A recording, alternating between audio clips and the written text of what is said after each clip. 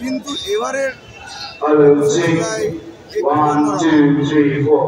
দিনে 26 সালে চতুর্থবারের জন্য ম্যাডাম চিফ মিনিস্টার শপথ নেবেন।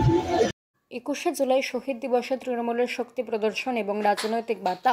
প্রতি বছরের মতোই 21শে জুলাই শহীদ দিবস তৃণমূল কংগ্রেসের অন্যতম গুরুত্বপূর্ণ রাজনৈতিক কর্মসূচি। তবে এবারের আয়োজন যেন রণকৌশলের মহড়া। ধর্মতলার মঞ্চ এবার শুধু স্মৃতিচারণের জায়গা নয়, বরং কেন্দ্র বিরোধী বার্তা, সাংগঠনিক শক্তি এবং আগাম নির্বাচনের বারুদের গন্ধ স্পষ্ট। আদালতের হস্তক্ষেপে রয়েছে ঘটনাটি। কলকাতা হাইকোর্ট নির্দেশ দিয়েছে সকাল 8টা থেকে 11টা পর্যন্ত ধর্মতলা এলাকায় যেন ট্রাফিক ব্যবস্থা বিঘ্নিত না হয়। 5000-এর বেশি পুলিশ মোতায়েন, হেল্পলাইন, কন্ট্রোল রুম এবং অ্যাম্বুলেন্স প্রস্তুত করা হয়েছে। কর্মী এবং সমর্থকদের ব্যাপক সমাগম। বিশেষ ফোকাস উত্তরবঙ্গ থেকে আগতদের উপরে।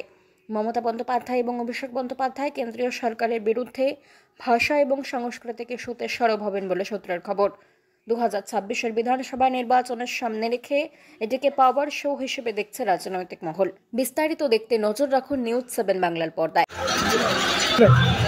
আমরা আনন্দিত এবং গর্বিত। আমরা চিরকালই মমতা বন্দ্যোপাধ্যায়ের ফলোয়ার। আমরা যখন কংগ্রেস করতাম তখনও আমরা মমতা বন্দ্যোপাধ্যায়ের ফলোয়ার ছিলাম। কাজেই মমতা বন্দ্যোপাধ্যায় বক্তব্য রাখলে আমরা উজ্জীবিত, আরও উজ্জীবিত। আমরা 26 সালে বিজেপিকে শূন্য করব, এই বাংলা থেকে সরিয়ে দিতে চাই। তারই জন্য আমাদের শপথ নিতে হবে, প্রতিজ্ঞাবদ্ধ হতে হবে। তারই জন্য শহীদ স্মরণে শহীদ তর্পণে আমরা কলকাতার মাটিতে এসে দাঁড়িয়েছি। সামনে 26শে নির্বাচন, কি মনে হয় তিনি কি বার্তা দেবেন?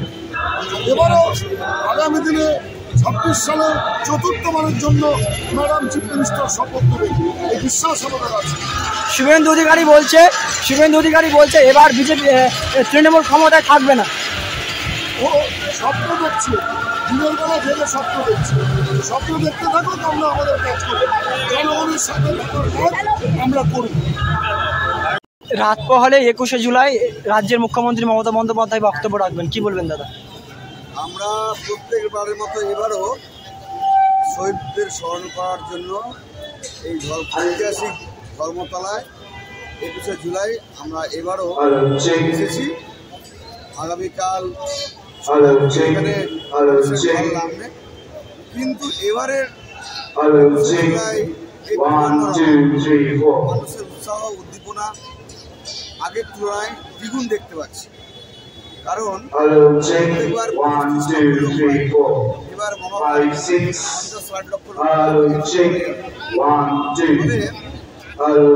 আগামীতে যাতে আমাদের রাজ্যে যেভাবে বিহারে এনআরসির কাজ শুরু হয়েছে, যাতে এখানে আমাদের রাজ্যে না হয়, তার জন্য এই মঞ্চ থেকেই সরকারকে হুঙ্কার ছাড়া